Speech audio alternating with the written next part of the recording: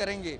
जी शुक्रिया अवैस कियानी, अपडेट करें। अब आपको बताएं कि गुलकार जवाद अहमद का मिजाज बदल गया है। मौसीकी के मैदान में झंडे गाड़ने के बाद अब सियासत के मैदान में किस्मत आजमाने का उन्होंने फैसला कर लिया है। जवाद अहमद ने बराबरी पार्टी पाकिस्तान की रजिस्ट्रेशन के लिए इलेक्शन कमीशन में दरख्वास्त दे दी है। आपको बताएं कि जवाद अहमद, जो कि गुलकार जवाद अहमद, उन्होंने अब मौसीकी के मैदान के बाद सियासत के मैदान में किस्मत आजमाने का फैसला किया है। हमारे साथ मौजूद हैं लाइन पर गुलकार जवाद अहमद साहब। बहुत शुक्रिया सर आपके वक्त का। आपने अपनी पार्टी बनाने के लिए इलेक्शन कमीशन में दरखास्त दे दी है, कोई और पार्टी भी आप ज्वाइन कर सकते थे? मेरा ख्याल है कि आप जिन पार्टीज की बात कर रहे हैं उनको, गरीब आदमी को जो वो मिनिमम वेज दे रहे हैं वो 14,000 दे रहे हैं सिंध में, 14,000 पंजाब में, और ये वो है जो कि अनाउंस होती है, और 15,000 पख्तूनख्वा में। क्या वो खुद 15,000 में रह सकते हैं? और ये 15,000 अनाउंस सिर्फ होती है, असल में तो लोग इस मुल्क में 6,000, 8,000, 10,000 में भी काम कर रहे हैं। तो इन पार्टी का क्या ताल्लुक है गरीब इंसान से, या मजदूर से, या किसान से, या मेहनत कर से? तो इसलिए ये बात बिल्कुल ठीक नहीं है कि अगर कोई इंसान इस तरीके से देखता हो इकोनॉमी को, क्वेश्चन को, कि इकोनॉमी क्या अमीर आदमी के लिए काम करती है या गरीब आदमी के लिए या सबके लिए। तो जी बिल्कुल, बड़ा नेक मोटिव है सर। ये फरमा दीजिएगा कि मंशूर क्या होगा आपकी पार्टी का?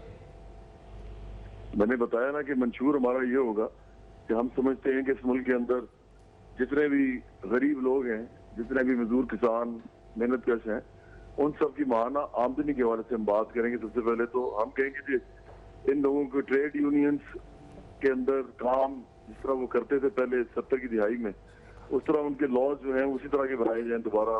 ये जो डिस्करेजिंग लॉज हैं इसको खत्म किया जाए।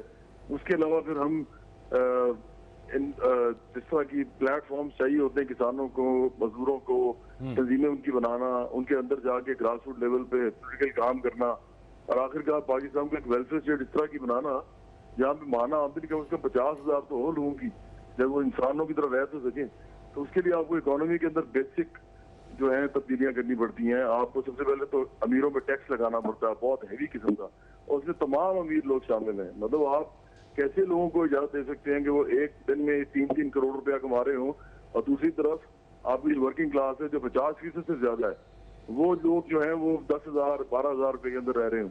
तो ये स्कूल के अंदर असल मसला यही है कि एक आदमी के पास की जेब में एक महीने के बाद कितने पैसे होते हैं, उससे उसने सब कुछ खरीदना होता है, सेहत भी, तालीम भी, रोजगार भी, उसे रोटी भी खरीदनी है, कपड़ा भी खरीदना है, और आखिर में इज्जत भी उसको चाहिए। और प्रॉपर्टी की कीमत जो हो गई है उसको किराए पे भी घर नहीं मिल सकता।